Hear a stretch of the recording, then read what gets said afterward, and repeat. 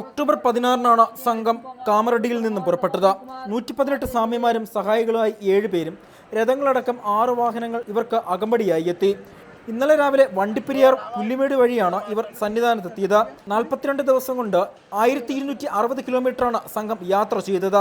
కామారెడ్డి నుండి మాది తెలంగాణలోని హైదరాబాద్ రాజధానిలో కామారెడ్డి నూతనంగా జిల్లా ఏర్పడిన సందర్భంగా మరియు ఇక్కడ ఏదైతే మన హిందూ సంస్కృతికి కొంత అంతరంగాలు ఏర్పడుతూ మన సంస్కృతినే కొన్ని వేరే వాళ్ళు చేస్తున్న దానికి స్వామిని విశ్వశాంతి లోక కళ్యాణార్థం ధర్మరక్షణ కొరకై మా గురుస్వామి అయినటువంటి ఉదయ్ గురుస్వామి గారు, మా పంతులు గారు అయినటువంటి శివకుమార్ పంతులు గారి ఆధ్వర్యంలో ఈ మహాపాదయాత్ర చేయాలని నిర్ణయించుకున్నాము.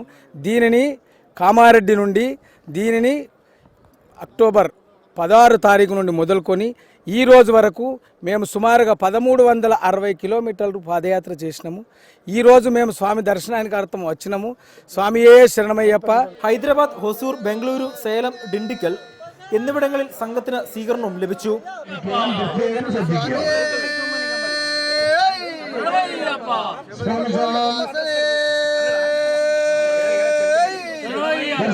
പദയാത്രയ്ക്കൊപ്പം എത്തിയ രഥങ്ങൾ നിലയ്ക്കലിൽ നിർത്തിയിട്ടു.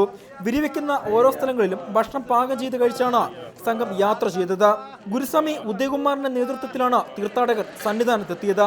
റിപ്പോർട്ടർ, സന്നിധാനം.